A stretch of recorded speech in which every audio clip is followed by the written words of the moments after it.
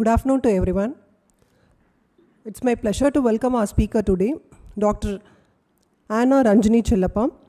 She's an Associate Professor and Head, Department of Home Science, Nutrition, Food Service Management and Dietetics, Dr. Ambedkar Government Arts and Science College. I hand over the session to the madam, so she'll take care now. Thank you, ma'am. Okay, good afternoon, everybody. It's such a joy and privilege for me to be here with you on this digital platform this afternoon. And I really want to thank the principal, Professor Raman, for giving me this opportunity to share my insights about the influence of food on brain functions and behavior. So if at any point of time, if my audio or video or my PPT is not clear, I request the people who are taking care of this presentation to stop me so that we can rectify the technical issues so that all the students will be benefited through this program. So before I go into the presentation, I would like to give a brief introduction as to why we need to have this program. I will move on to the PowerPoint slides, and anytime during the course of this session, I would like you to feel free to stop me if you want to clarify something, or probably you can note down your points of clarification and we can discuss it at the end of the program. So moving to the presentation.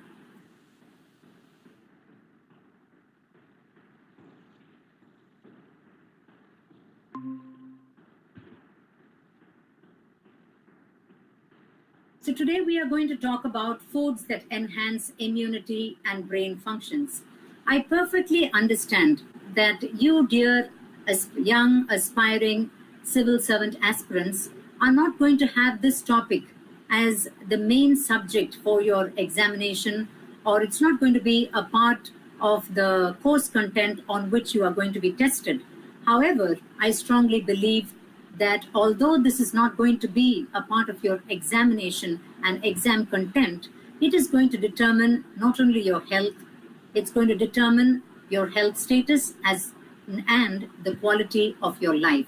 So that's what we're going to talk about. Now, we are all aware of the fact that health is wealth, and everybody takes a lot of steps in enhancing their financial status, in enhancing and saving up wealth, in moving towards various strategies to ensure that they have a financial security. However, it is very strange and disturbing to understand that although people know that health is wealth, not everybody focuses on health. Many people don't even give importance and prioritize health. They take health for granted. Over the years, right from the times of our grandparents, they have told us so many stories about what we should eat, what we should not eat, and how certain foods can make us, more healthy, can increase our immunity, how it can enhance our brain functions. So many things have been taught to us through the years. But somehow, from my 22 years of experience, I feel that people prioritize everything else. They prioritize education, they prioritize pursuing a career towards acquiring wealth, but somehow health is taken for granted when, unfortunately, it is the key to your entire life and quality of life. So although these may not be the topics that could, help you to acquire your dream of becoming an IAS officer in terms of course content or from the exam point of view, I strongly believe that this topic and the facts and contents that I'm going to share with you today will certainly enhance the quality of your life, will help you to lead a healthier life, will help you to ensure health and safety for you. And that's why I have taken this time to talk to you, to make sure that you are making the right choice, the choice to be healthy. So we are going to have this session in two segments. In the first half, I will be talking about foods that enhance immunity. And in the second part, we will be talking about the impact of different kind of nutrients on brain functions.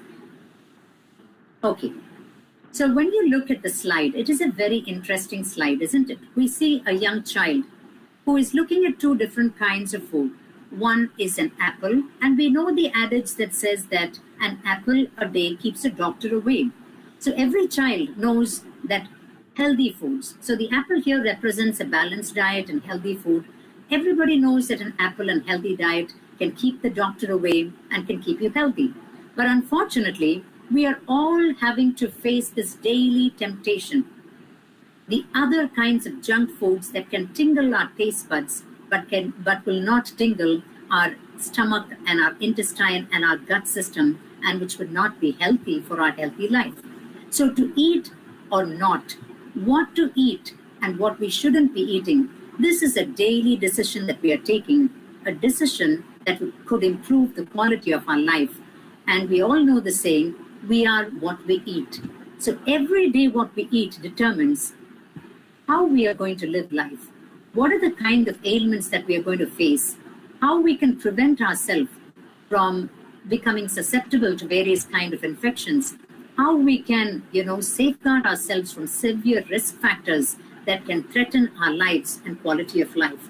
So we are all eating. The question is, are we eating right? In fact, this is a post-lunch session. And if I would ask you a question, and I would like you to take down a pen and note down what you ate and what you ate over the past 3 days. What have you been eating? What is your regular health pattern?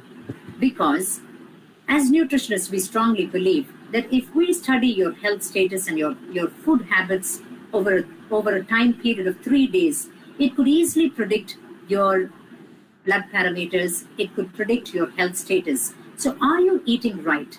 What is the definition of eating right? What is a healthy diet? We are going to look into all these things so that at the end of the session, you would clearly come to an understanding whether you're eating the right kind of food and whether you're moving in the right direction. So beginning with the first half of the session, immunity. Let's have immunity defined firstly. The ability of an organism to resist a particular infection or toxin by the action of specific antibodies or sensitized white blood cells is immunity. Now, in the light of the present current health scenario and challenge that the entire world is facing, COVID-19, one can ask, what is the role of immunity here? We still have not had a vaccine discovered, and neither is there an innate immunity to this new virus that is spreading all over the world. So how do we protect ourselves in such situations? Of course, our body still does not has not developed, our body has to develop a defense mechanism against these kind of viruses, and still we do not have the artificial vaccination to protect us. So in the light of COVID-19 and other infections, our personal immunity is the key to our health, and especially in the context of COVID-19. Food holds the key to whether you can fight. It determines whether you are fit to fight or whether you are going to fight to stay fit. I would like to repeat the statement, and I would like you to note it down and ponder this. In the light of COVID-19 especially, there is a battle that is going on. And what is this battle? We have a group of people who are fighting to stay fit. And we are having another group of people who are so fit and they are able to fight. And how are they fit? This fitness did not develop yesterday. This fitness is not a garment that they wore today. It is something that they have been working on over a period of time, over years, over months, by following a balanced diet. And today, probably you have not taken the right kind of decisions and the right food habits that pose a threat on you and your immunity, but it is not too late. Today is the right time for you to make a decision. In case your food habits have been erratic, in case you have not been taking a diet that can boost your immunity, from today you can start. It is not too late. You can build your immune system so that you can be able to fight these viruses and fight the symptoms that they impose, and not be worried and wait for a vaccination. Our body can be tuned and to be fit enough to fight. So we have different kinds of immunity, and we need to understand this, especially in the context of COVID-19. And why are people suffering? Because there are two kinds of immunity, and I'm sure you must have read this, especially those who come from the biology background. We have something called the adaptive immunity and the innate immunity. And the adaptive immunity, we have two classifications. One is the natural and artificial. Right from the time we are born, The Lord Almighty has endowed us with a natural source, which is the mother's milk. The mother's milk is endowed with so many immunoglobulins. It's the first defense mechanism that is given to a child.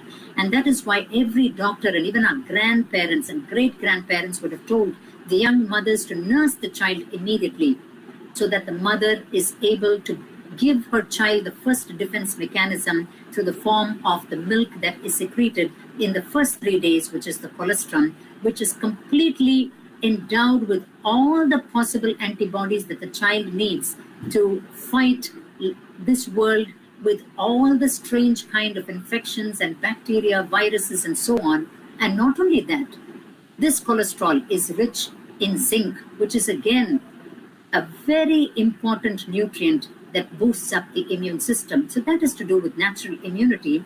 And active immunity is when a child is infected with a particular ailment or disease, automatically antibodies are secreted, which again protects the child by, this artificial system by which through infection, the child becomes immune and will not once again become a victim of a particular disease. Now, when you look at artificial immunity, it is the antibody transfers that is done due to medical intervention, or it is the immunization. Now, we all know that there is a very good immunization system in place globally and also in India and in the Tamil Nadu medical system and profile itself. We have an immunization chart and a schedule that begins right from day 1, and then on day 3, 7, and day 14, and so on, till the child is 2 years, and then at the 14th year, the 12th year, we have so many kinds of vaccinations that are given to children and young people to protect themselves from the various kinds of diseases that could affect them at different stages of life. So this is the artificial immunity that is given to a person. Now, what is this innate immunity? This is the natural, inherent immunity. That is, you are endowed with certain immune blessings that you are born with because of heredity factors, genetic factors. If genetically your family is healthy and strong, the chances of you being born, being fit to fight is higher than somebody who hails from a family where the mother is extremely sick, the grandparents have been extremely sick. They fall every time there is a particular contagious disease going on. So when inherently your genetic composition and your genetic material is, is in such a way where you are immune and fit, that is another kind of immunity, which is innate or inherent. However, when you look at this COVID-19, it does not fall into any of these packages. Definitely, they are talking about something called herd immunity. And you all must be aware of what is this herd immunity. That is when a large segment of population is affected by a particular disease, they automatically become immune to that particular virus. Okay, so for herd immunity to establish itself, we need masses of the populations, millions of people to be affected, and that's going to take a long time. And we may, in the course of time, increase our mortality rate. So we cannot afford to wait for herd immunity to fight COVID-19. And that is why the medical personnel are working day in and night to identify and find out the artificial method, which is immunizations that could protect the people and could decrease the fatality that is coming out due to COVID-19. So now we are going to talk about the ways in which we can strengthen our immune system. There are many factors that influence immunity. And there are these 5 factors I have chosen to talk about each one of them. And of these 5 factors, I would like to say the diet per se holds the key, the strongest factor that could enhance your immune system and could help you to stay in a state of positive health status to ward off any of the infections that come your way. The second one is exercise, followed by stress, vaccination, as well as lifestyle. And I would like you to take a close look at each one of these, because each one of them would play a crucial role in your life to determine your health status and quality of your life. So everything is a choice. That is what I want to tell you, my young friends, that the diet that you take is a choice. Today, you would have had so many choices to make, whether to eat the curd that was offered before you, whether to eat the vegetables, or to say, no, I don't want vegetables today. I don't feel like eating that banana that is out there. I don't feel like eating groundnuts. Instead, I would like to have some chips. It's a choice. We all know that exercise is a must. These things have been imposed right from our childhood, thanks to our school curriculum that has been so update with information that even, classes 8 onwards, a lot has been, introduced into the school curriculum, where even the young children are taught that exercise can help them to improve their health status. However, knowledge is one thing, but action is another thing. We know, but we do not convert what we know into action. And that is what I want to focus today. Today should not be just another lecture session. It should not be just another 1.5 hour section, another session where we tick off and say, okay, one session done. And I don't want you to sit and listen to this session, giving half your attention to it, the other half focusing on something else, because I'm talking about your life. I'm talking about you. And you are important. Your life is important. And you can buy anything at any time, but you cannot buy health.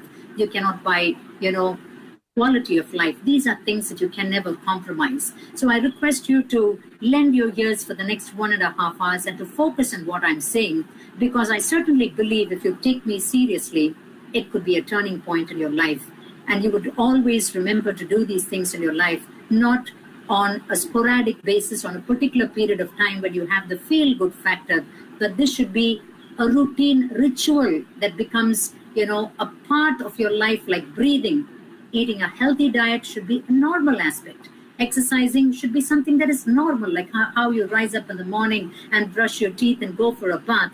Exercising should become a part of what you do. Maintaining a life of, controlling your emotions and saying no to stress by taking hold of your emotions should become something that you're able to control. And especially you young civil servant aspirants, you are going into the administration field, and stress is something that you need to control before you learn to control the system in the community. Vaccination is so important. There are so many vaccinations out there to prevent a host of diseases, but some people still live in that state of ignorance or arrogance, I do not know what to call it, where they say, I don't need this vaccine. This illness is not going to face me. I'm not going to suffer. It's okay. Now, especially as you young people, and I wish you all the best, and I hope that all of you would be successful in your dream and in your desire to acquire this dream that you are pursuing. I really would like you to take this to the public when you acquire the goal that you reach, that one has to emphasize on these 5 keys of life that could be the difference between making or breaking their lives. And the all-important last thing, lifestyle. Today, we are facing so many problems because of our lifestyle. What is the difference between our grandparents and us? Nothing much has changed, but it is the lifestyle. It is our attitude. These are the ones that are holding the key to health to such an extent that among the intervention strategies that are given and administered to a patient, initially it was before only medical intervention, where it was only the drug intervention, to be more specific. Later, psychological intervention came to play when the medical personnel understood that it is not medicines that can help a person. What can medicines do when a person is, sinking in a bed of sorrow and depression? And then came the nutritionists, and people said, it is just not medical intervention, psychological intervention, you need nutritional intervention also. What is the use of a wonderful medical intervention with excellent medication, the latest medicines and tablets and vaccines, but if it is not supported by a balanced diet? And then came LSM, lifestyle modification, where people realized nothing is going to work. The medicines that you take are not going to work. The diet that you take is not going to help you. The psychological therapies are not going to help you if your lifestyle is topsy-turvy and totally messed up. So we are going to talk about all these things. And I welcome you to journey with me as I walk you through these important junctions of your life, important determinants of your life, important keys that could hold the quality of your life. Okay, so the factors that can weaken your immunity are the diets. We have already talked about it. The stress, lifestyle, nicotine usage, and alcohol which specifically I have pulled out in terms of lifestyle modification. So this is what can happen, though this is a cartoon. This is what happens to some of the people who were so well in life, but who are now down in the dumps because their immune system has been so weak. So sometimes all the wealth that we acquire may just go down the drain if health is lost. All the things that you have dreamt of and have achieved can just go down to the drain and confine you to the bed if you don't wake up and take care of your immunity. Dreaming is important. Moving towards a dream is important. Achieving that dream is important, but sustaining that dream, for that you need to be healthy. And that's why I have been called to give you this talk. So we are going to talk about the role of food and immunity to begin with. Now, if you look at this picture, it is so colorful. And the minute you look at it, the first response would be a bright face, because when we see colors, it automatically brightens our face. Colors always brighten us. Now, if this picture was white or gray, or let me say if it was brown, it would not have, stimulated your eyes or your vision. But it stimulates your visionary senses because of the colors. Likewise, if your life has to be filled with enthusiasm, and if you have to be full of energy, you need to have a colorful diet. Now, this is why I keep telling people, you want to be healthy, you want to be active, you want to be in a state of being fit to fight, you want to look young, you want to look 20 when you're 40, you want to walk like 40 when you're 80, you want to be Endrum Padinaru, you want to be the sweet 16 always. I have the secret for that. If you want to be healthy, if you want to age slowly, if you want to fight like a warrior against all the diseases, if you want your mental system to be active even, it all depends on what you are doing during these important years of your life, the foundational period, during young adolescence, during young adulthood. What is your foundation of your life? Is it built on a healthy diet? Because at 60 years, you are in the third or the fourth, stage of your life. And when the foundation is shaky, how can the third floor and the fourth floor be strong? You will automatically start crumbling. And today we are going to talk about how to establish a strong foundation. You are still not too late. In order to have a very strong foundation for your life, you need to have such a colorful diet. That is very important. If you look at these pictures, the foods that are displayed here are not too expensive. What is the cost of a banana? Maximum 3 to 5 rupees. But do you know that it is loaded with potassium? And do you know that it has an inherent property to fight against acidity? Especially you young people must be burning the midnight lamp and studying through the night and day. And you may sometimes be foregoing food, sometimes having a sense of acidity, and stress could also cause acidity. Do you know that 2 bananas a day could help you to, control the amount of HCl that is produced? And here you have egg. What is the cost of an egg? Especially for non-vegetarians. Now, I cannot tell a vegetarian, you have to change your lifestyle and start having an egg. But an egg is a complete protein. And what is the cost of an egg? It is absolutely affordable. And of course, a picture of capsicum and tomato, you have green chilies, you have garlic out there, and you have the green veggies here. And on this picture, you have badam that is shown here, you have the multi-grain millets, broccoli out here, ginger here, all these, and a picture of a pomegranate out here. All these are very much part of our daily lifestyle, something that we can acquire, something that is available, but something that we do not often purchase. We think it is not needed for us, okay? So I want to encourage you from here afterwards and from today to ensure that your food plate should be colorful. If your life has to be colorful, your food plate should be colorful. That is the first test, the first sign of whether you are healthy. Nobody needs to go to the drugstore and buy all those costly cosmetics, to look rosy and young. Whatever you are on the inside is going to reflect on the outside. You are what you eat.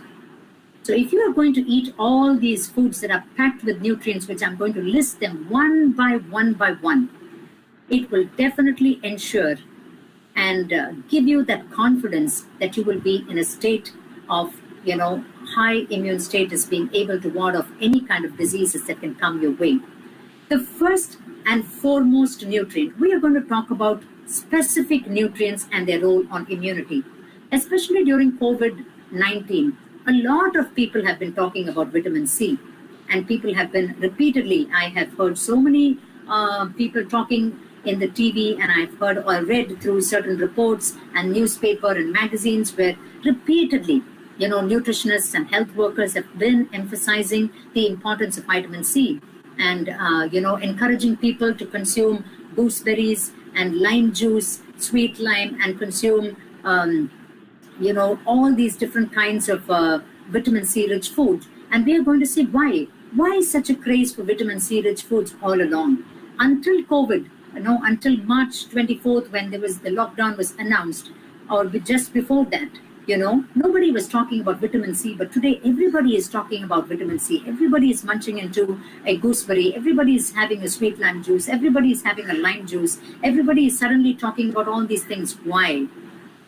Okay, this was not something new. We all knew it, but we did not focus on it. If we started, having a normal dietary pattern, where we incorporated vitamin C rich foods in our diet, we would not have had to panic when the COVID-19 set in. Now we would see how vitamin C helps us and helps our body fight, how vitamin C is like a warrior defending you. And after going through the slide, I strongly believe that you would get up and go to the market and get either one of these sources and look at all of them. Everything is affordable. Lime is absolutely affordable. Oranges, it is not the season right now, but then November, December, you will be getting oranges. Amla, available throughout and very affordable. Guava, we are coming to the end of the season, but we've had plenty of guava right through the last 2 months. Blackberries, not common in India and Chennai. Bell pepper, the capsicum, very much available, but right now it is expensive because whenever there is a demand, the cost of the product also increases, and when the supply decreases, the cost increases. So the cost of capsicum has considerably gone up because many people have started to consume capsicum. Then we have broccoli, papaya, and tomatoes. Tomatoes, of course, has always been a part of the cuisine of South India and India because none of our gravies are prepared without tomatoes. So thankfully, if you look at this list, one thing that has been in our daily diet is the tomatoes. The rest of it we have started to consume, but let us not stop once the COVID comes and goes, and we hope it goes away very soon. Let this become part of our day-to-day life. Now, to go into the scientific aspects to understand what and how does this guava, what does this one single gooseberry do to you? Why should I have that gooseberry?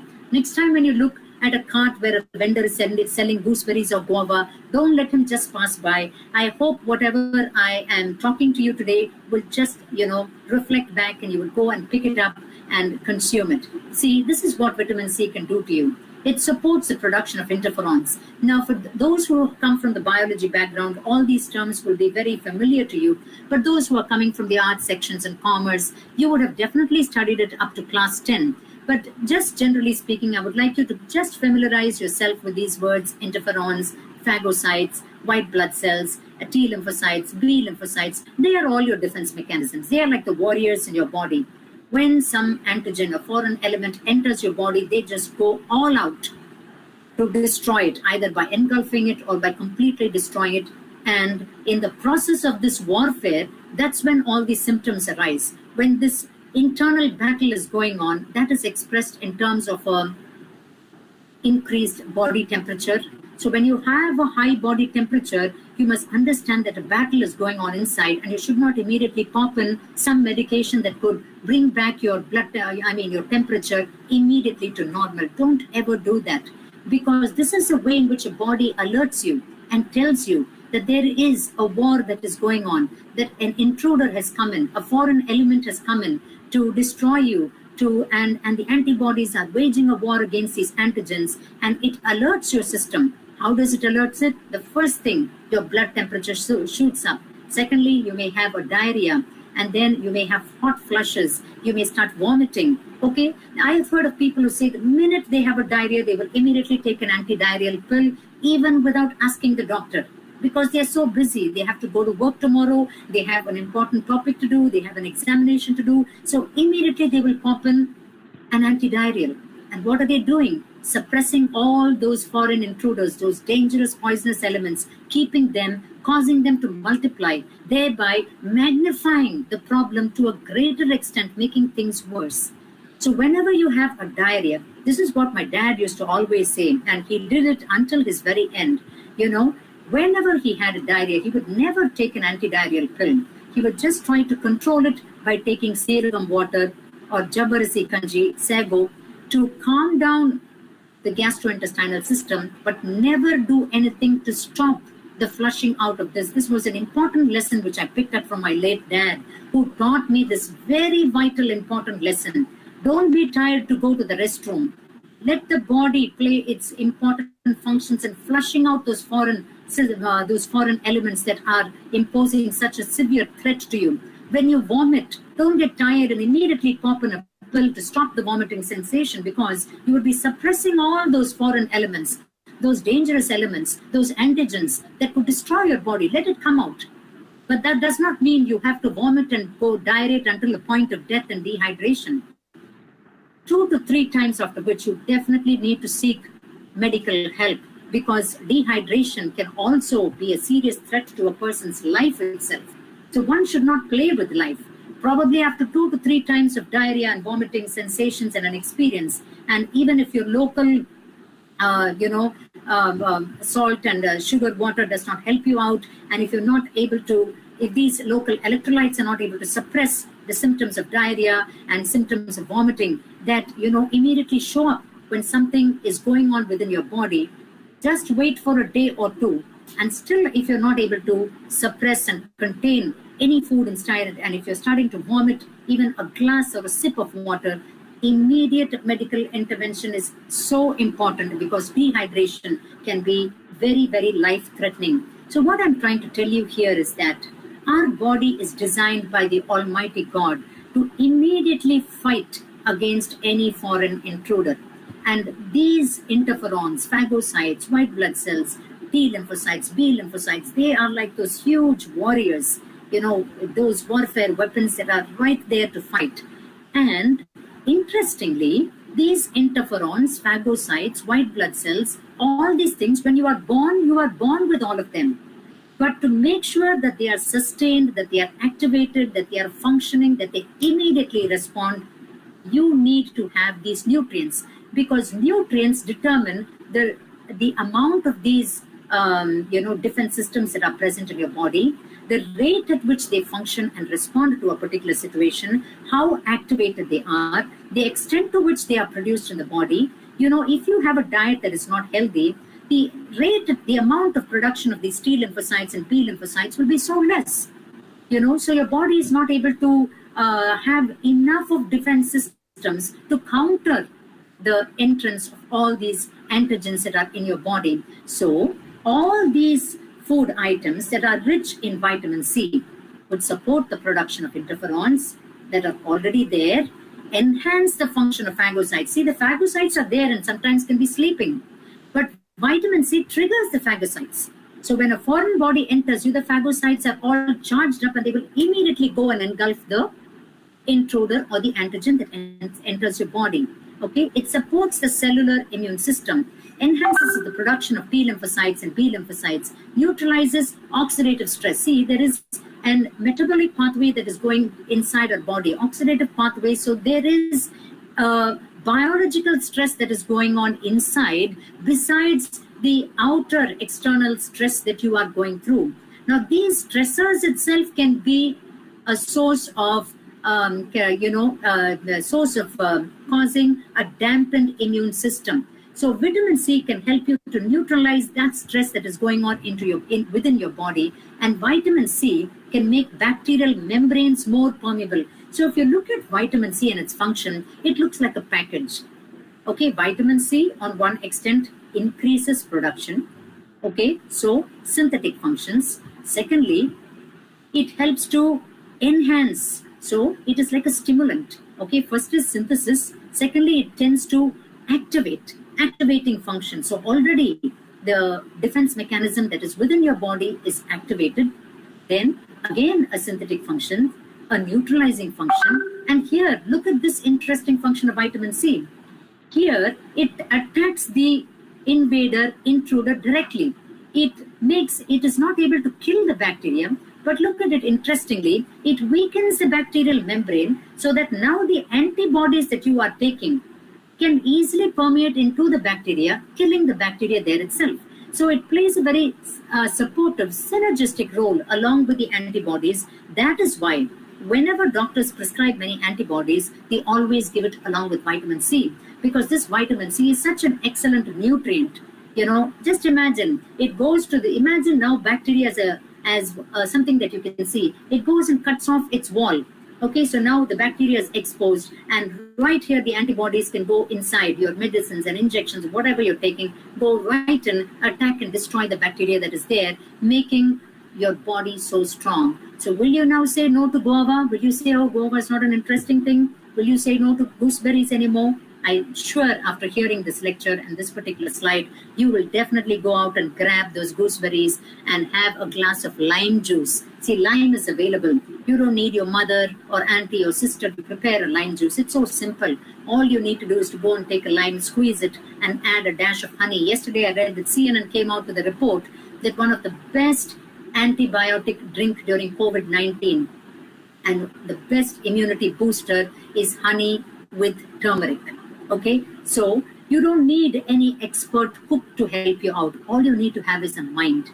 Just how long will it take you to get up and go and pick up a lime, cut it into two, squeeze it? It is not rocket science, isn't it? Squeeze it into a glass of water. And if you fear that it's going to affect your throat, some people have an itchiness in their throat, have it in warm water, a teaspoon of honey, a dash of pepper, and just a dash of turmeric.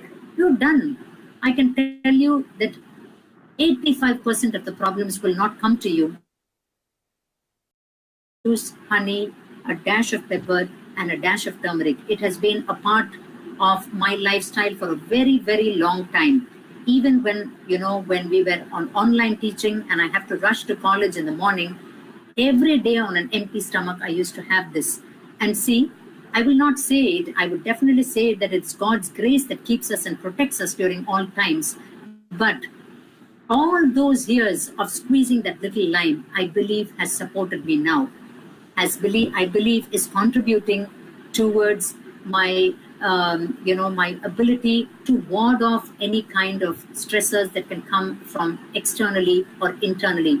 It is not grabbing the lime juice when COVID-19 hit me.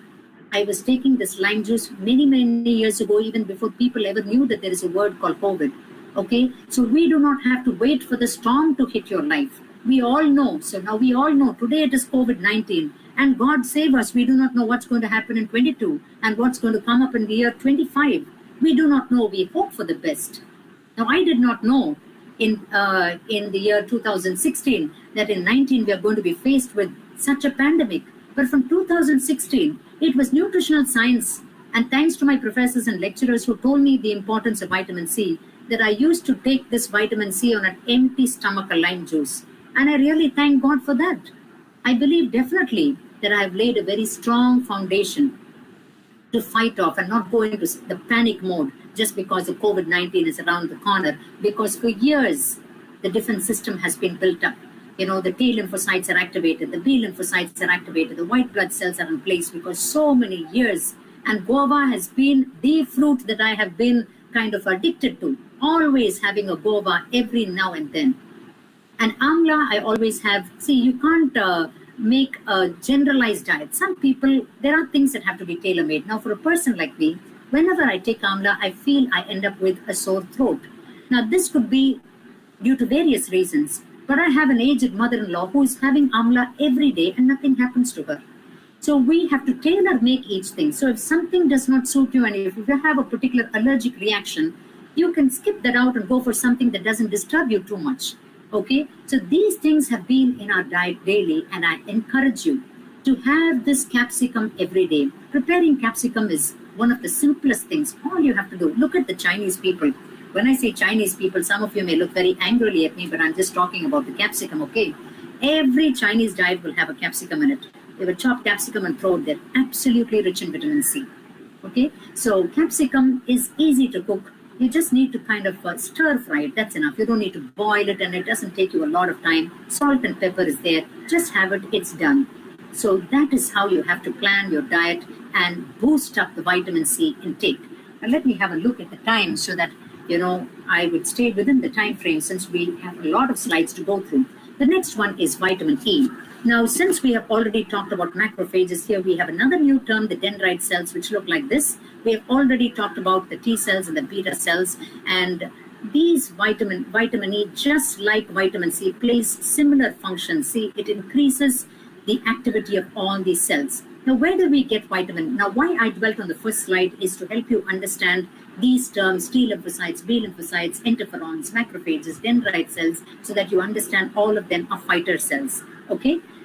From here afterwards, I will be mentioning them, but be talking to you on practical terms as to what you should be eating, from where you would get vitamin E. The best source of vitamin E is your seeds. Our old parents and grandparents, they had this yellu mittai. Okay, yellu urandai. If maybe North Indians are there or people, English-speaking people, gingerly seeds. We have this candy made with gingerly seeds. Okay, it is available everywhere. Instead of popping Lay's chips and other things, when you're bored, why don't you have a pack of groundnut seeds and gingerly sweet within you, next to your bedside or study table, so that when you are bored or when you feel like munching into something, you can munch into something healthy, just not into biscuits and some baked foods that are not nutritive, but instead you can have 2 or 3 of this yellow urandai, this gingerly sweet, groundnuts, which are extremely good sources of vitamin C and absolutely affordable. What I strongly believe as a nutritionist is to prescribe diets that are simple, cost-effective, and quick. Because as a working mother, I cannot afford to spend hours in the kitchen. I need to get things done and get moving. So I strongly believe in prescribing a diet and advocating nutrients and making you pick up things that are easily available and always there in the kitchen. You need not walk, into some store that is miles away to pick up some Russian berries or Australian nuts or anything. All you need to do is to focus on what is available right there beside you. And definitely gingerly seed is very much part of the Indian cuisine and South Indian cuisine. So please start eating these gingerly seeds, which are available in the form of sweets. Oils. Every oil is a good source of vitamin E. Specifically, among the oils, rice bran oil, chickpea, the one that where we are able to extract the oil directly by the press method, is supposedly to be very good due to various reasons, but that is another topic altogether. Vitamin E is available in oils, but you need to use it with great caution. Don't load yourself with too much of oil. Just a simple tip, a family of 4 members should have just 2 liters of oil. Now I'm for an entire month. Let me, make that clear. And this is for a family that is purely non-vegetarian. So for them itself, it's 2 liters of oil, not 5 liters. Whenever I ask people this question, they would say, I think we buy around 4 to 5 liters, which is absolutely dangerous because every drop of oil has 9 kilocalories. So don't go out and say, when Madam Anna said that vitamin E is important for immunity, so I'm just going to load my dosa with a lot of oil because I need to boost my immunity. Well, my friends, along with boosting your immunity, you will be boosting all the bad cholesterol inside, okay? And you will be having a very altered lipid profile. So don't do that, okay? So you must understand and look at it holistically. You need to have a lipid profile that is absolutely in balance. Otherwise, it could pose a serious threat to your heart. So everything should be taken with a pinch of salt. There are many people who go off the track and say, oil is bad for health, I will not touch it, I'm only on steamed food, I only eat things that are raw, I will only take fresh juice. That's very dangerous because vitamin A, D, E, and K are soluble in oil alone. If you cut out oil in the diet, you will lose out on the benefits of these 4 nutrients. So everything to be taken in moderation. The thumb rule is don't cut off anything, just cut down everything. Cut down on the oil. You don't have to pour oil and have dosas. All you need to do is have 1/4 teaspoon. You don't have to pour ladles of oil to make your interesting fish gravies. Whenever you see oil floating on top of a gravy, it is a very dangerous symptom. It is a very dangerous sign. Oil should never float on any gravy. And people think that when you make non-vegetarian foods, you need to add a lot of oil, only thing it will be tasty. Very wrong perception. One must understand that non-vegetarian foods, all flesh foods, have a lot of fat inside that will automatically ooze out when you cook. And the meat will be cooked in its own fat. You don't need to have ladles of oil to boost up the fat content of the food that you're eating. So you can prepare the best of meats with just 5 teaspoons of oil. That again is a different story, and probably in another meeting I can discuss on how to prepare an absolutely smashing, dashing, tasty dish using minimal oil. So oil is good for you, and please go in for rice bran oil and nallanai as they call it, okay, and gingerly oil. These are the oils that you should be using, and not much of sunflower and safflower oil. I would rank them last because of the fatty acid contents on that. Avocado, again, it is a rich source of vitamin E, but its fat content also is extremely high. Nuts. I want to focus on this for a minute, especially you young aspirants who I know during studying, everybody likes to pop in and munch in something. Have a box of groundnuts, almonds, and this gingerly seeds or any other nuts. So I'm not talking about badam, very good for health. 5 to 6 per day definitely is affordable, and you can have it. Very good for the heart, including walnuts. But when it talks about cost effectiveness, I would rate groundnut as number 1. But when you talk about importance of nuts to the heart and brain function, I would talk about walnut. Okay, so we can cut down on other unwanted luxuries and invest on walnut and badam. 5 walnuts per day, 5 badams per day, and 2 groundnut burfis per day. Perfect. Your immune system is intact. You need not worry and panic about COVID-19. Okay, and now moving on to vitamin A. Now we've looked at vitamin C, and we have talked about vitamin E, and now we are moving on to vitamin A. Now, all along up to our school age, we all know, even as I think a child from class 5 will tell you, that vitamin A is good for your eyes. Well said, well done. Everybody knows that. But not much has been brought into the limelight about the role of vitamin A and immunity. And thanks to COVID-19, vitamin A is now flashing all over the place because of its role in immunity. And what is it doing? So first, let me talk about what are the foods rich in vitamin A, so that next time when you look at it, you will see it as a weapon that is fighting against all the stressors, external and internal.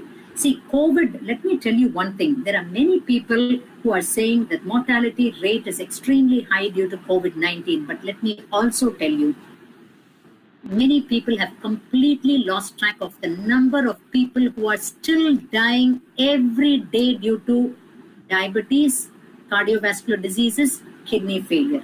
COVID-19 has taken the limelight, so people are not talking about this.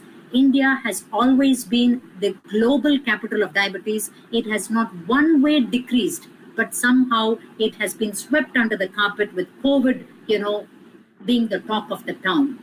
So one has to look at health holistically.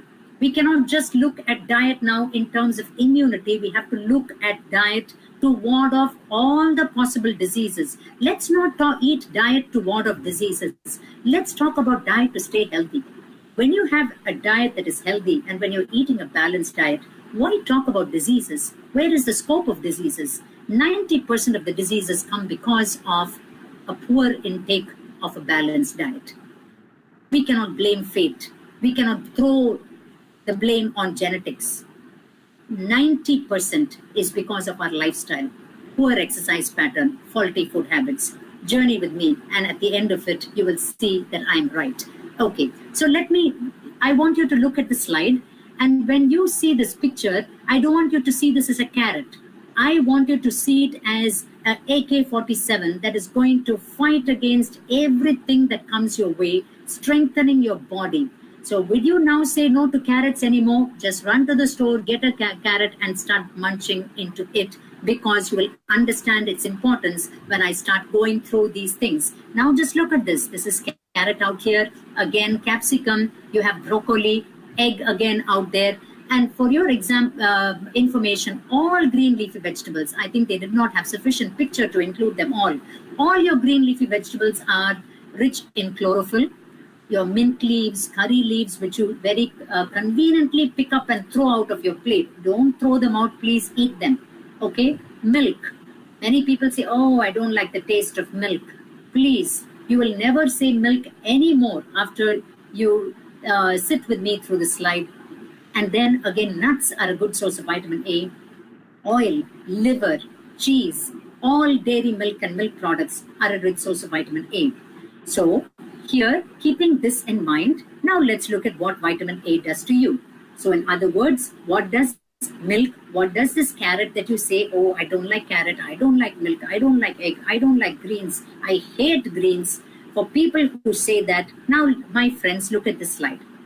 All these things, it modulates your immune system. Again, the same words that we've been talking about, lymphocytic activation, proliferation means multiplication. So thereby, your defense system is active, enhanced, and improved. Will you say no to carrot? Definitely no. T helper cell differentiation, tissue-specific lymphocytic hormoning. What is this? Lymphocytes goes and engulfs the bacteria. Production of specific antibody isotypes, regulation of the immune system. Wow. This simple carrot that you and I have been neglecting. Whenever your mom said, why don't I just grate a carrot on top of that chapati or mix some carrot along with your roti? No, don't add carrots. I don't want carrots. Will you ever say no to carrot? Whenever you look at the milk, just look at it as something that's going to fight is going to defend your immune system, as a great warrior that is inside. That milk going inside your body, pepping you up and making you strong to fight any infection that is coming your way. So here you have, the different sources of vitamin A. You have retinol and carotenoids, sweet potato, carrots, spinach, dark green leafy vegetables, lettuce, papaya. Okay, I must confess that during this entire COVID pandemic, I think almost every day we have been consuming a papaya as a family. Not only now, papaya was always the favorite fruit of mine. It has been the favorite fruit of my father also, okay, who used to insist on the benefits of papaya. And I remember that this papaya tree used to grow in my grandparents' house. So they also seem to understand the importance of papaya, but it is not looked upon as one of the favorite fruits. People tend to look at apples, and people tend to look at Australian apples and, American some other kind of berries. But I tell you, papaya is loaded with vitamin A. So don't neglect the papaya. So simple, so interesting. And another important benefit of papaya is it can prevent and treat piles. Okay, prevent constipation. So the benefits of papaya is another story altogether. And liver, whole milk, cheese, egg yolk. For those who take beef, chicken, and turkey, you can also look at them as a source of vitamin A, but at the same time, reminding yourself that beef, chicken, turkey, these non-veg foods have to be taken in moderation because of their high cholesterol content. Now, zinc and immunity, I want you to listen to these two slides, zinc and iron, carefully, because I'm going to dwell upon them for some time when it talks about, the importance of zinc in terms of cognition and brain function. Now, these foods out here, especially, the vegetarians, I have to tell you that unfortunately, vegetarian foods are not an excellent source of iron and zinc, and both iron and zinc are excellent immunity boosters. They have very strong defense, it helps, to strengthen your immune system. And they also have a lot to do with the neurotransmitters that help your cognitive functions. And they are present much and in the highest quantity in non-vegetarian, in flesh foods in other ways, in other words. And very moderate amounts. They are present in green leafy vegetables and nuts, and whole grains, as well as pulses and dals. Okay, so for those hardcore vegetarians, my advice to you would be to take an iron, zinc, vitamin supplement, because definitely your vegetarian diet will not be able to meet the ideal recommended allowance of iron and zinc for you. So iron and zinc play a significant role. They are called twin nutrients. They seem to coexist in the same foods. So when the body intake, so when the person's intake is deficient in iron, there is every possibility that the person is also predisposed to zinc deficiency because they coexist in the same food. Their deficiencies also coexist. So what does iron do? Whatever iron does, the symptom is almost the same. Only thing, iron seems to have gained the limelight for the wrong reasons because of its significant influence and importance with regard to hemoglobin function and the RBCs and the transport of oxygen and the word anemia, which many people dread, which is rampant, especially among young girls, and which could affect the body, wrecking the entire machine as well as the machinery. What I mean is, it not only destroys the body, but all bodily functions, and we are going to look at it. Okay, so rushing through the slide, iron is zinc is an immune booster, improves your immune response. What does it mean?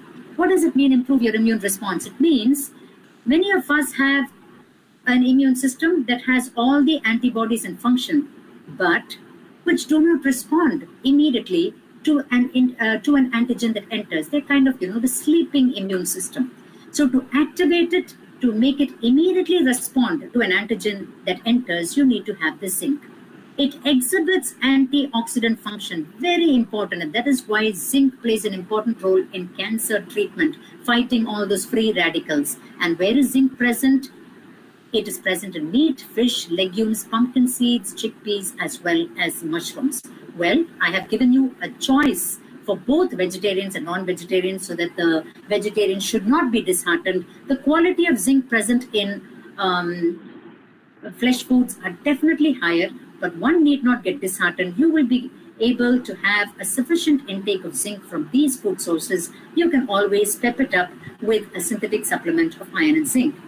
So sufficient iron. Now moving on to its sister concern, iron. Look at it, almost the same foods, flesh foods, greens, chickpeas, whole grains, egg, almost the same, okay? So again, if you look at it, the functions are similar. Differentiation of proliferation, T lymphocytes, generation of reactive oxygen species that kills pathogens. So we have n number of different systems, and we see each of these nutrients having a specific role to enhance, proliferate, activate all of these systems in our body, so they are able to ward off several diseases and infections that we can come across. The dietary sources of iron are liver, organ meat, red meat, egg yolk, green leafy vegetables. So don't say no to green leafy vegetables. And some people have the habit of eating egg and throwing the yolk out.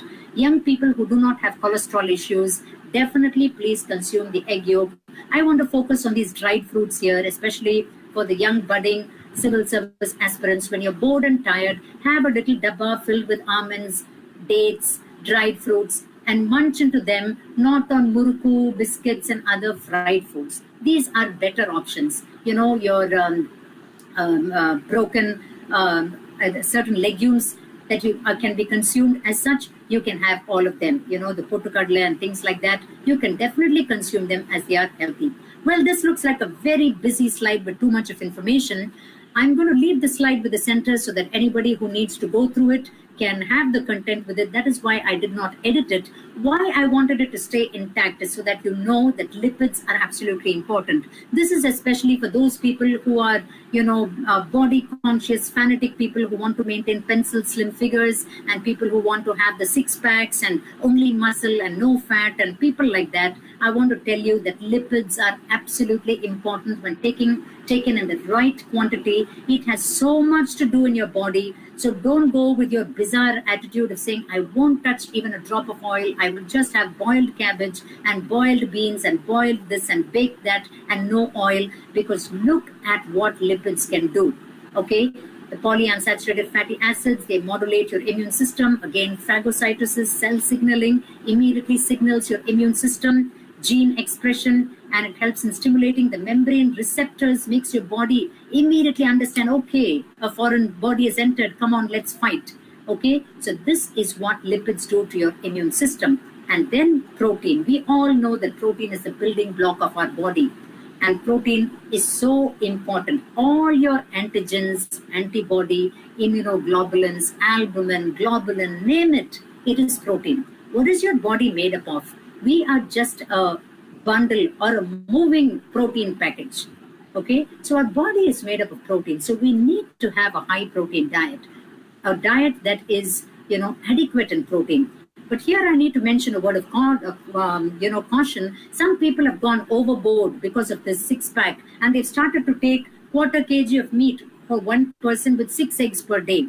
This has led to a severe kidney load, and some people are struggling with kidney issues now. Some people have even lost their lives. In recent news, this was there. So everything in moderation. We need to eat with a sense of wisdom, not getting excited about the benefits of something and start binging upon them. Okay, the simple way to calculate how much protein you should be consuming is protein is related to your body weight. 1 gram of protein per kg body weight. So assuming that your weight is 60 kgs, you need to have 60 grams of protein. Okay, so what are the sources of protein? Here you have it. All the non-vegetarian flesh foods and all your pulses and dals. Here I want to focus on the importance of sprouted green gram.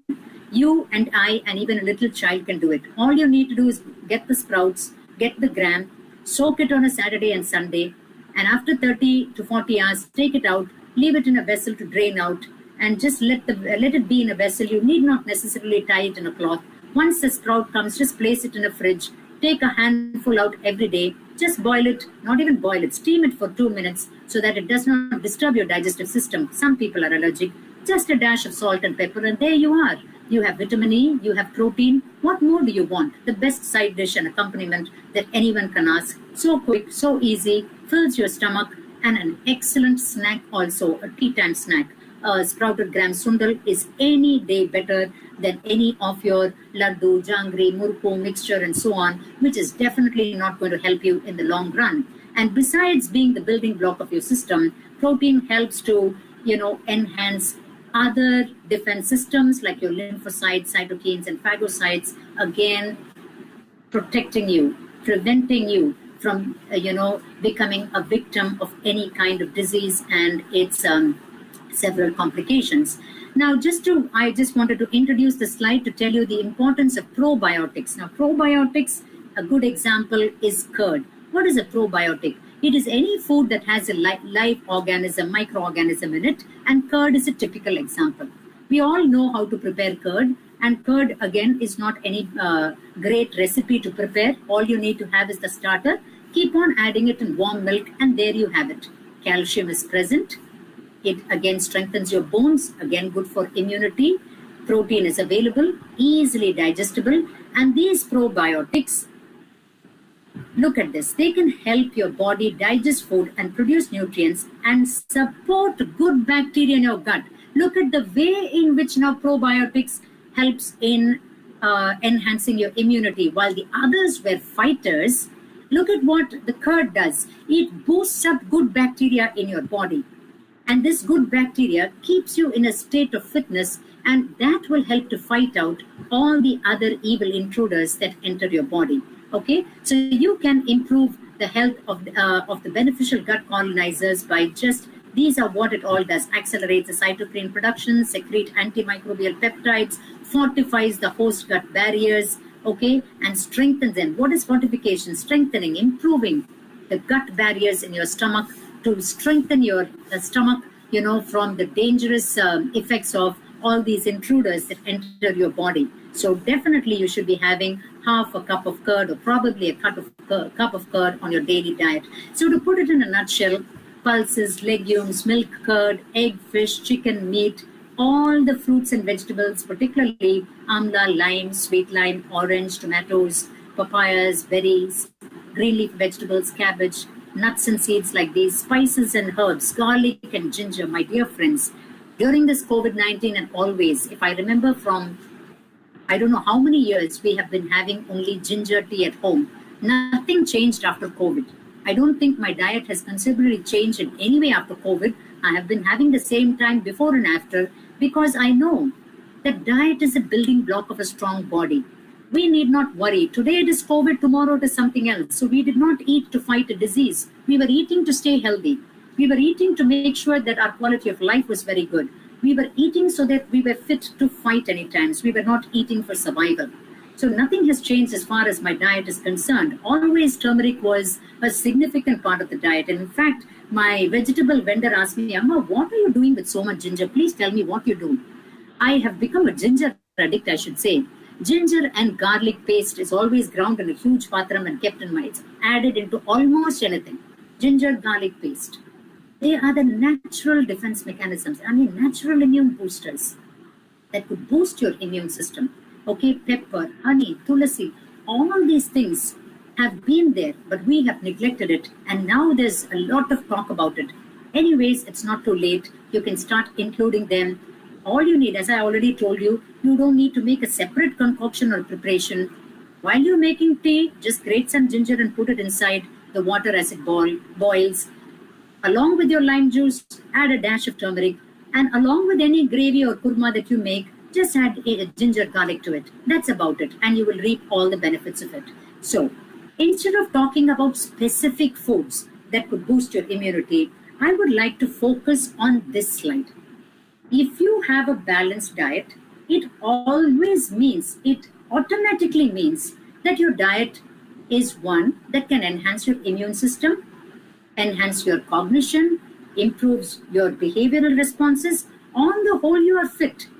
So you need not parcel it out and compartmentalize. So sometimes I'm a little, skeptical about people who tell me, why don't you talk about a diet for diabetes? Why don't you talk about people, a diet for this, a diet for this? And I say, hey, come on. If you follow this food pyramid, you will automatically be healthy, and there is no need for you to talk about diet for A and diet for B and diet for immunity and diet for brain and diet for stress and diet for depression, because the pyramid, look at this. All of you would have come across this food pyramid. Now, this could have been depicted as a circle or a square or something. Why do you think these nutritionists depicted them as a pyramid? I strongly believe that they did this to symbolize the Egyptian pyramids. Now, what is the Egyptian pyramid? It is a wonder of the world. Why a wonder of the world? Because of its structural beauty and those technicalities which I'm not aware of. But from my layman's point of view, I look at it as a wonder because it has weathered the storms and stresses that has come through so many thousands of years. And it is in the desert. It has faced the hottest heat, the windiest days, the worst of extreme temperatures, and still staying so strong and tall. So in other words, every day in life, like the Egyptian pyramids, we are going to be faced with different things. In 2019, 20, and probably early end of 21, God, hopefully, this COVID-19 is going to pass by. And that does not mean that, things are going to be green pastures forever. We have to be prepared for anything. It's just like a desert kind of an atmosphere. We will be prepared for the storm. We can be prepared for the rain. We can be prepared for the sunshine. We can be prepared for the gentle breeze. We can be prepared for tsunami, typhoons, earthquakes, whatever, but the pyramids have stood tall. Why? Structurally, they were designed like that. How is your body structurally designed? If your body is structurally designed well, and if the foundation has been built on these ingredients, let come what may, you will be able to withstand it. You will not be having to run to go and take this, that, and do some crazy thing overnight. Let me have this, let me jump onto this drink, that drink. Somebody told me that this drink helps this. I must drink this in the morning and that. Why all this fuss and mess? Be steady, be calm, cool, chill, and relax, and just have this good day, bad day, rainy day, whatever day. When you're absolutely sick, when you're absolutely healthy, the food pyramid stays intact. The choice within the pyramid changes. For example, when I'm absolutely healthy, I would be having mutton biryani. So the cereal is there. Okay, I'm talking about nutrients. Okay, so I'm having cereal. Let me say that a person is suffering from typhoid. I am going to ensure that the person has small, frequent meals of rice, kanji, or porridge. The cereal is there. I am not removing the cereal from the pyramid just because the person is having COVID-19 or cancer or suffering from any kind of problem. So the pyramid stays intact. The cooking methodology, the method by which it is consumed, the masalas that we introduce, that alone is going to change. The ingredient per se is going to be there, has to be there, because that will prevent you, protect you, and help you to bounce back. Recuperation, regeneration helps you to come back immediately after a surgery back to where you were and bounce back to life. So therefore, this is what you should be having. I just want to stress on the food pyramid and tell you, just focus on this. Let this be part of your life. Then you will not have to have a separate session of brain boosting foods, memory boosting foods, stress reducing foods. You have this, you will just cut down every other stressor in life. So the base of your intake should be your cereals and legumes. You definitely need to have cereals. Okay, now when I talk about cereals, I'm not talking about rice. This morning I had a long lecture, that South Indians are riceitarians. Cereals does not mean rice. Let's go back to our grandparents who took a lot of minute millets, okay, small millets, containing so many micronutrients with macro functions. And especially for those who know Tamil, Thinai, Kelvaragu, Gudaravali, Samai, Ragi, all these things, these were the things that our grandparents, Makka, Cholam, these were the things that they ate. Okay, they had this kali and this kanji, and that is what they consumed. Rice was not a great delicacy for them. It was a festival food that they consumed during Pongal. Otherwise, this is what I was studying the history of how this rice became so predominant and why rice is now considered to be a staple food. It was not the staple diet, my friends. If you go back into the Chola, Chera period and go back to historical times, rice was not the staple diet. Okay, it was considered an ingredient that was used only during festivities and marriages. Okay, otherwise, these other millets, they were predominantly used in the kitchens, and God forbid the day we replaced and brought in the rice, we brought in with it all the other packages of all kinds of diseases and their sister concerns like diabetes, along with it obesity, cardiovascular diseases, blood pressure, kidney failures, and the whole bandwagon came along with it, including cancer. So, rice in moderation. But if you look at our diet, morning it's idli, dosa, rice. Afternoon it is rice, sambar, curd rice, rice. Evening, again, it is some dosa variety. You may just say I'm having idiyappam, or you may say that I'm having something else. Okay, again, uttappam, again rice. Okay, so instead of that, chapati, or you can have adai made out of pulses. So many other things are there. Okay, you can use oats, you can use your millets, smaller millets, and these should be a part of your diet. Now, recently we did a huge project in our college where we said, of course, it's not easy to change a person's food habits, especially for young people like you who only know about rice. If I suddenly tell you from tomorrow you're going to have, some kali or kanji, you're going to run away the next minute. Okay, so what we did is, we said, okay, to maintain the feel-good factor, let's not completely eliminate rice from the diet. We thought, why don't we incorporate, 40% of the regular meal with millet mix. So if there was an idli dosa batter, 40% was replaced with a millet mix batter, and we served it to a huge population of orphan kids who said that it was absolutely tasty. The acceptability was extremely, heartening, and we felt so happy that it was cost effective. The kids enjoyed it. They in fact said that the taste was so good when we had a 50-50 of regular rice batter with that of a millet batter mixed. So instead of, completely replacing millets, if you're not used to it, you can start incorporating a millet mix into all your daily diets. The second part is so important. Just look at it. It's again all your fruits and vegetables. So in other words, when you look at your plate, you should just have 1/4 of your plate with rice, my friends. The rest of it should be salads, some vegetable poriyal, again a vegetable sprout, something. It should just be vegetables. And then you have your milk and your flesh foods out there, and egg. And right on top, the teeny weeny bit on top is your sweets and sugars. Unfortunately, for many of us, the pyramid is topsy-turvy. That's why we are off balance. We have all these junk foods, fried foods, sweets and things down here. And, our other things, and especially this vegetable group is right on top.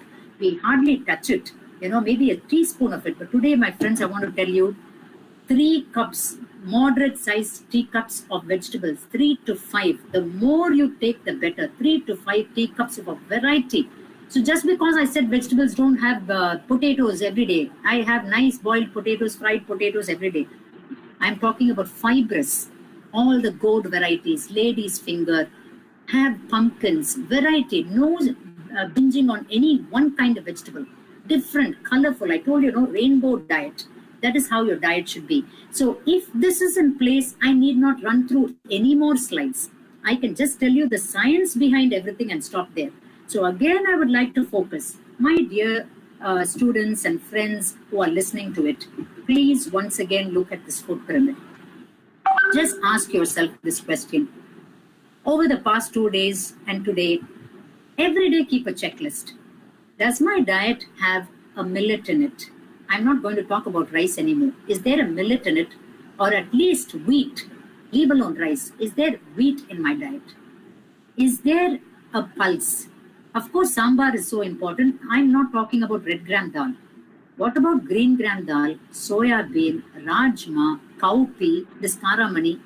That sundal should be there in your diet. Just boil it, salt and pepper. That's all. I know you are so busy with your studies. It's just take a break and just soak this overnight, boil it, pressure cook it, little bit of salt and water, and there you are. You can keep it in the fridge and have it for 3 days. Again, do another batch of it and keep it ready. Definitely, your diet should have this kind of soya bean, rajma, sundal, or gravy or whatever. Next, my friends, today I want you to make an important decision of your life. To have a colorful, healthy, rainbow life. From today, your stomach should see a rainbow kind of ingredients coming inside. The stomach should be surprised. What's happening? All of a sudden, I'm seeing brinjal, I'm seeing something orange, something white, something red, something purple, when I've never seen these greens before. Okay, so from today, make it a point to have 3 to 5 servings of green leafy vegetables and other vegetables. Green leafy vegetables, definitely I would say every alternate day. So affordable, my friends. It can prevent so many types of diseases because it is so fiber rich. And the cause of many diseases is because of a low fiber intake, whether it be diabetes or cardiovascular diseases, cancer, obesity, most of them, piles, all related to a low fiber intake. And how expensive are greens? So affordable, isn't it? We are not making a healthy choice. We have still not taken the fact that health is wealth seriously. It's just a statement. It has not become our lifestyle. So my friends, whenever you go to the market, please think of what I've said. The bottom rung of your life should be, the foundation should be these pulses and vegetables, definitely a glass of milk. And here I want to add a statement. Many people say that India and Indians are malnourished because of poverty. And especially you young people who are moving towards administration, I want you to change this wrong concept. Of course, poverty is there. I'm not saying no. We are burdened with this problem called poverty. But have you ever driven past the slum, walked past the slums? Just have a peek into their house. The best LCD TV will be there. The costliest Yamaha bikes will be parked in front. The old lady, the Ayama who went to do household job, the coolie, the father who was a coolie somewhere, the boy who says he does not have any square meal per day will be sitting out, each of them gaping into an Android mobile. That too, you and I also won't be having such an expensive mobile. So, poverty is there, but at the same time, a misuse of funds. They don't have money to invest in food, but they would invest in all kinds of these unwanted luxuries. So it is time that we talk to these people and say, invest in your health. Don't go for those EMIs and buy those luxurious bikes and TVs and, music sets and cell phones and mobile phones and laptops and, just external luxury while the internal body is suffering.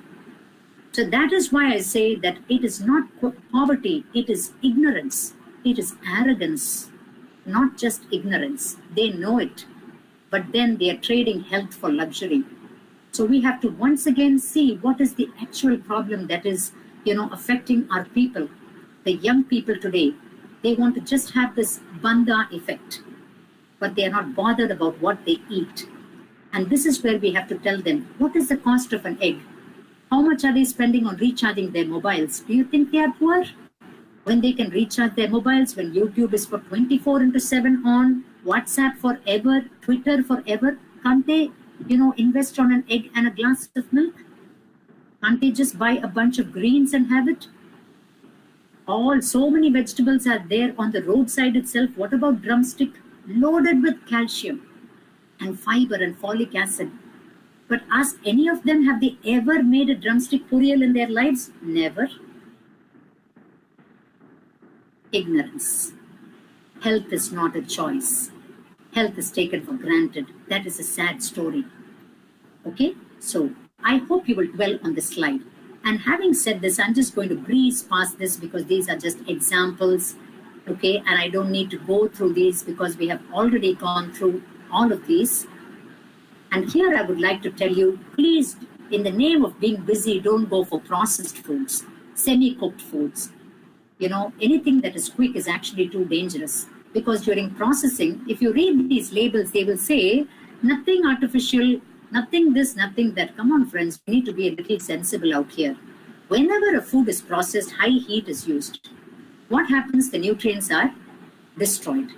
Okay, many of the nutrients are removed, color is lost. So to replace it, they add lot of preservatives, colorants, other things. So finally, you're getting something that is tasty to the palate, and synthetic nutrients may be added to it. Let me tell you, anything in the natural form will be metabolized and absorbed completely than anything in the synthetic form. So don't say yes to processed food. And I'm just going again to go through this quickly. Having a balanced diet is not enough if you don't know how to control your emotions. Today, whenever I see this NEET exams and all that, I feel so sad for these young kids. I don't want to go into whether NEET is right or wrong. That is not for me to talk about. I'm just talking about attitude of the child. Why does a child want to end life because of one situation? Why can't there be situation 2, 3, 4, 5? Why can't they see themselves as winners? Is life just about becoming doctors? If I was a doctor, I will not be talking to you. If you were doctors, who will be the IAS officers? If everybody is going to be an IAS officer, who's going to be the policeman? Come on, my friends. We need everybody in this world. But unfortunately, people are so stressed. I want this. If I don't get it, life ends. We are not able to come to terms. Even to you, I specially added the slide because my best wishes and may the Almighty's blessings with you. I really wish that all of you are able to achieve this dream of entering into the, the wonderful portals of administration, the civil servants, and you become IAS, IRS, whatever your dream is.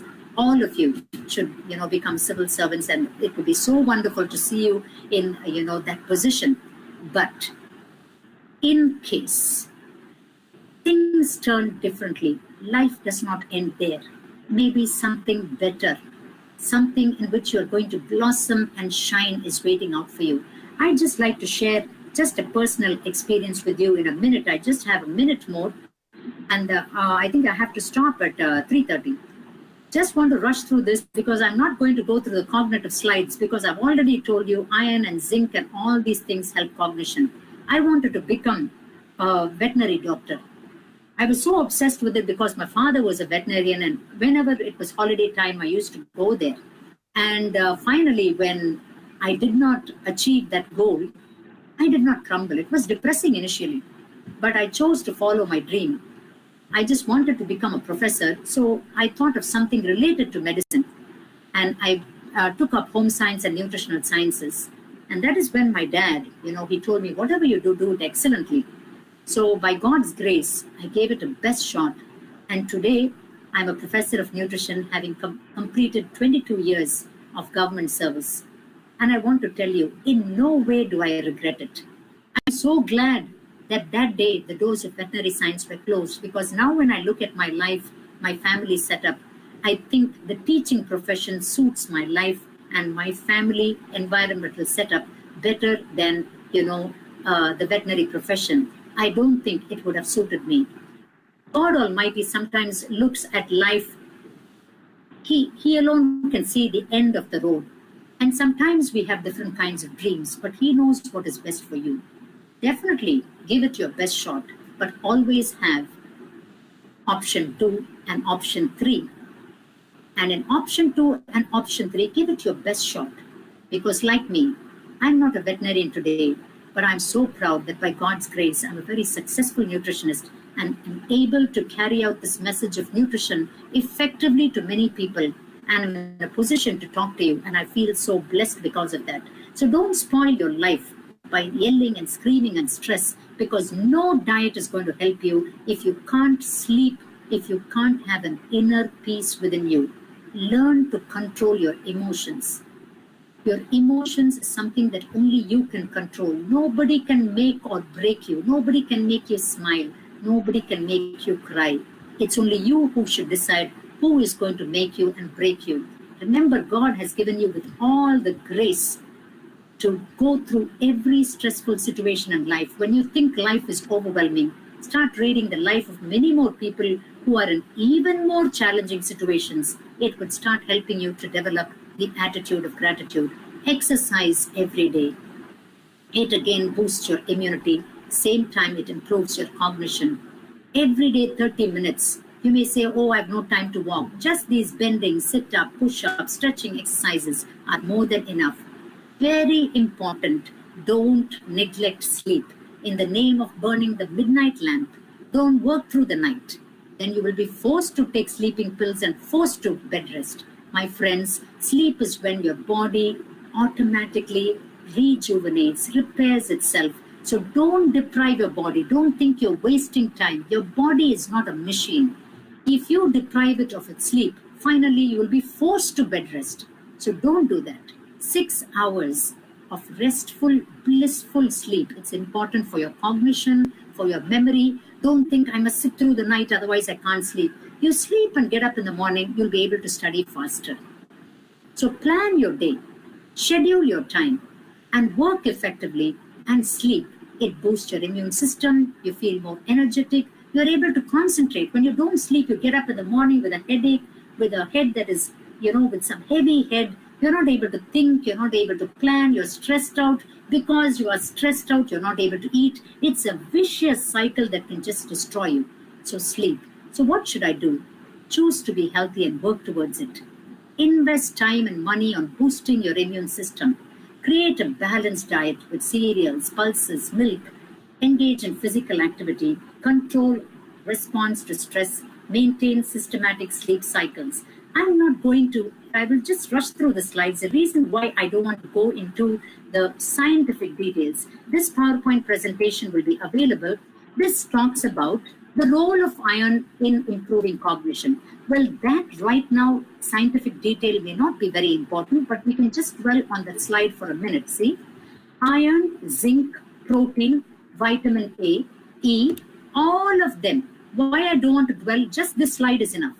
These nutrients enhance mental speed, which you require during your exams, attention span, verbal and visual learning. In fact, I like the word acuity. You're able to spot on identify a particular situation. Abstract reasoning, you're able to understand, analyze, intelligence, improve your memory, immediately recall a situation, recall something that happened yesterday. Okay, so this is the important cognitive functions, which I believe is relative to your profession. So I picked it out, and it was my PhD thesis too, where during my PhD, I studied the effect of iron and zinc on these mental functions. And I found that iron and zinc had a remarkable effect on this. And we have already dwelt enough about iron, zinc, and the food pyramid. So proteins, iron, zinc, vitamin A, the same nutrients, they have the same role on all these things, but not on lymphocytes. All that is for immunity. Here, I'll just go through this. See, this is how iron, zinc, and all the other nutrients help you. You may wonder, you may say, ma'am, you're just telling some stories, ma'am. How can nutrients improve my mental speed? How can it improve my attention? How does it improve my memory? Well, here it is. Iron, zinc, and all the nutrients, in fact, they affect the brain's macro structures, especially the hippocampus, microstructures, especially myelination of neurons and neurotransmitters. In class 10 itself, you would have studied that all the memory power signals to all entire body, any information you study, any information that has to be reproduced happens via these neurotransmitters. And these neurotransmitters, the number of neurotransmitters, the activity of the neurotransmitters, the response of these neurotransmitters has to do with iron and zinc. Iron and zinc enhances the rate at which these neurotransmitters are produced, the way in which they respond, the speed in which signals are transmitted from one neuron to the other. So now do you understand how iron, zinc, proteins, okay, and the other nutrients, especially vitamin A, can influence, definitely proved beyond doubt, your mental functions. Your brain tissue is rich in iron and zinc. Brain is sensitive to iron and zinc, okay? And I want to go to this, look here. Episodic as well as semantic. There are three important areas in the brain: the hippocampus, the neurocortex, and the amygdala. They implicit memory and all this prefrontal lobes, cortex, all of these are the ones that play an important role in memory. So what you should do for all these things. So now I have proved to you beyond doubt that nutrients help your memory and your brain function. And just one more slide out here: anxiety, depression, and fatigue. This again I brought in for this lecture because many of you young people are very anxious. Oh, what's going to happen? Will I get through? A depression. What if I don't get through? A tiredness because of studying, burnout. Do you know that iron and zinc, they have an important calming role again via these neurotransmitters? And anxiety can be controlled because iron, the hemoglobin, carriers of oxygen. So when there is a deficiency, you have inadequate oxygen supply. That is why some may be feeling fatigued. But instead, they will be taking Complan and Horlicks without realizing they are iron deficient. So this fatigue comes because of iron deficiency due to a reduction in the number of RBCs and subsequently a low hemoglobin level. So in conclusion, again the same thing. Eat a balanced diet. So we come back to square one, the food pyramid. Choose particular foods that are rich in iron and zinc, particularly for your cognition, which already I showed you in the slide: the non-vegetarian foods, pulses, green leafy vegetables, nuts. Treat hookworm infections once in 6 months because we don't want the worms to eat all the nutrients we are consuming. Well, there are certain foods that inhibit iron absorption, like tea and coffee. Don't drink them along with food. Okay, they are the main problems for absorption. And also there are other things like tannins, phytates, too much of fiber along with iron. That's why they say iron supplements should be taken in between meals. So don't blame your fate. Look at your plate, evaluate what you ate because you are what you eat. Let food be thy medicine, and medicine alone be thy food. That would improve your immunity as well as your cognitive functions. So after listening to this lecture, don't say, I'm waiting for my main exams to get over. Once my exam is over, I'm going to listen to all what this madam say. Don't wait for tomorrow. Start today. May flowers bloom your pathway. May peace and joy combine to make you always happy. May God's blessing be thine. Stay safe, stay healthy, and eat so that you are fit to fight. You are fight to fit. Thank you and God bless you. Thank you, ma'am. Is there any questions? Yes, ma'am. What is the daily consuming limit of vitamin C kind of foods? 1 second, I would stop sharing this slide. Yes, ma'am. Okay. Yes. What is the daily consuming limit of vitamin C kind of foods? What is the daily, how much of vitamin C you should consume, you're asking? Yes, ma'am. Okay. Is there any limit for that? Sorry? Is there any limit for that? The limit, there is no limit. We talk about it in terms of servings, where a serving is 75 grams. Okay, so one serving, which is 75 grams. So we're talking about 5 servings for all fruits and vegetables. Okay, so let us say one serving, you are going to specifically giving it to vitamin C, 75 grams. So 75 grams. So one guava, one lime juice with one lime, and 2 gooseberries should be suffice. Benefits of rice bran oil. Rice bran oil. The benefits of rice bran oil is because of the fatty acid content that is present in it. Now, if we have more time, we can decide. I can send you a PPT or notes specifically on what are the oleic acids that are present in rice bran oil and why it is beneficial to the heart. Whereas every oil has a different pattern of N3, N6 fatty acids and esters. The ones present in rice bran oil, they prevent cardiovascular diseases, and the details of which I would, send it across to the institute. Difference between catabolism and metabolism. Okay. Metabolism is a combination of anabolism as well as catabolism. Okay, anabolism is when there is a build-up. Catabolism is a breakdown. And in our body, every day both are happening. Okay, there is a breakdown of tissues and there is a replacement of tissues. And for this to happen, metabolism has to take place. And this metabolism takes place in our digestive system, starting right from the our salivary. From there, it goes down, salivary upwards to the stomach. The metabolic pathway is a combination of both pathways of anabolism as well as catabolism. So merits and demerits of sunflower and palm oil. The demerits of sunflower and palm oil, again, now to help you understand that, probably I will need to pull out a slide where I had prepared, which, where you have so many sets of fatty acids. Okay, you have the stearic acid, the oleic acid, you have different varieties, N3 fatty acids, varieties of them, the combination of which will affect the functioning of the heart and the strength of your arteries. So the demerits is the kind and quality of fatty acids and esters that are present in the palm oil. While thinking or studying, I feel heavy pain in my mid-back head and small pain in a little pain in neck also. So what to do, ma'am? Okay, you're having pain in the back of the head. Number one, posture while studying. Now, I have seen people who kind of, are reclining. Always the best posture for studying is the L shape. Learn to sit aright. Okay, many people lie down and study, which is not good for your neck.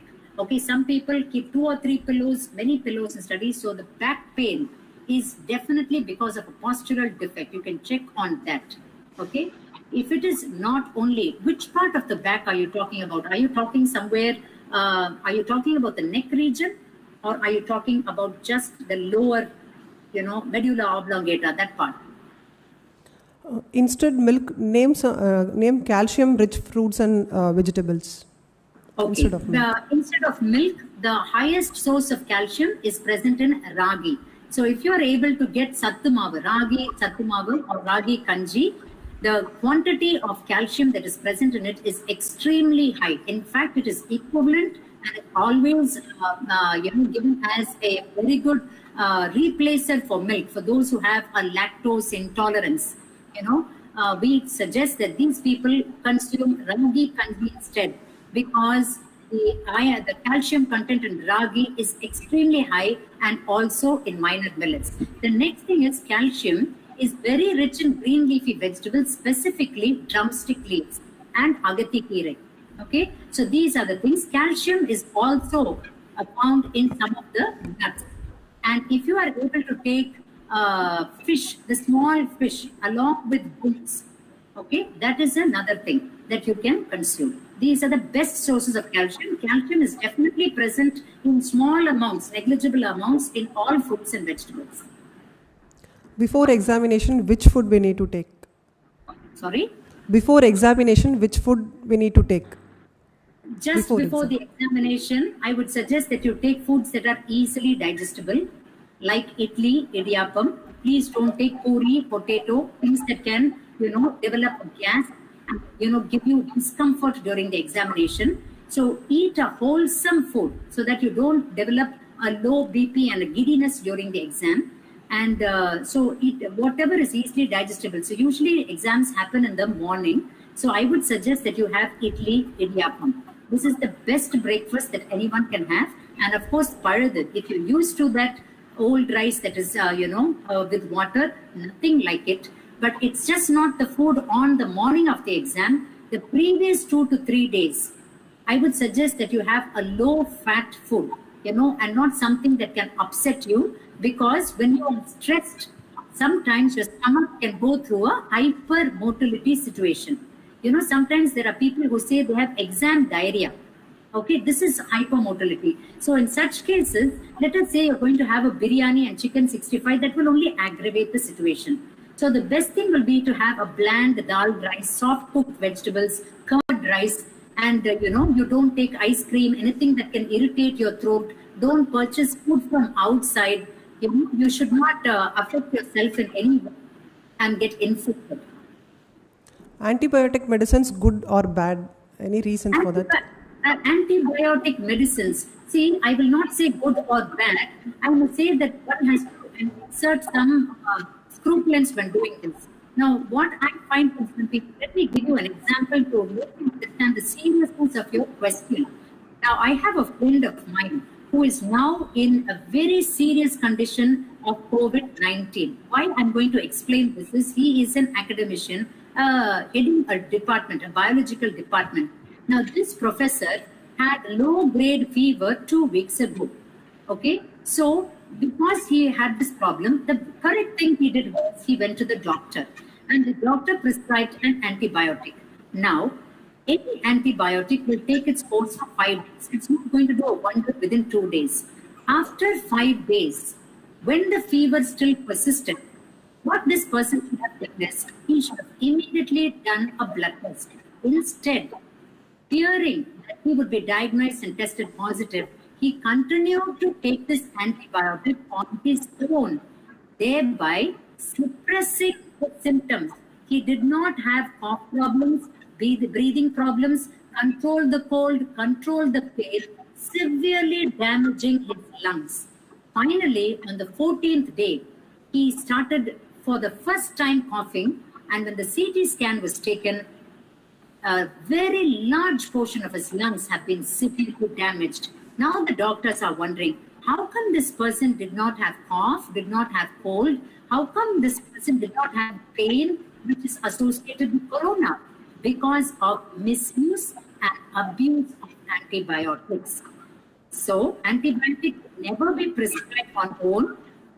You should go to the doctor, and whenever you can take a diet that can prevent and treat you. For example, this is what I do. When I have a cold and cough during this lockdown, the first thing I did was for 2 days, add this turmeric, inji, tulasi, these kind of things. After 2 days, when I felt, usually you will experience relief. If you don't have relief, it is best to seek for medical intervention, because the doctors will be able to identify whether this is a viral fever or whether this is something to do more. In such case, they will immediately not send you to the COVID ward, immediately put you on such an antibiotic treatment for 3 to 5 days. Within 3 days, the fever and cold should subside. If there is no improvement in 2 days, then immediately the person should go for treatment. This is absolutely important, because I have any number of cases who have been sick because they misuse and abuse antibiotics. What is superbugs? Super. Bugs. There is nothing like super drugs. It is humbug. Now, I heard of something called a super drink, which is costing I don't know how much, but people are still trying to buy me into it, where they're saying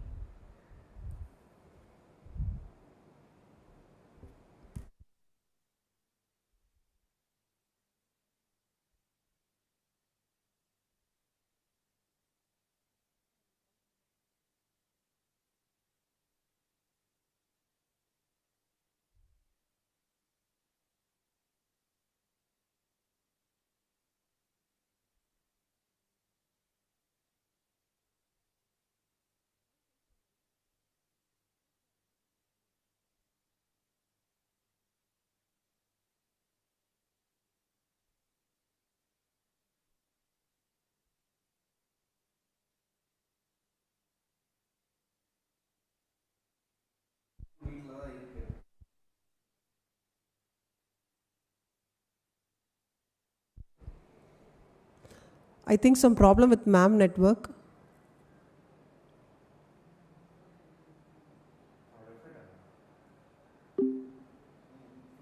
Not able to reach her because of network problem. So I think we had a great healthy session. Thank you, ma'am. All the participants, please, tomorrow morning, 11 o'clock, we're going to have a session. Our special speaker is Justice Thiru Chandru. The topic is Indian Constitution and Fundamental Rights. So we'll meet again tomorrow morning. Thank you.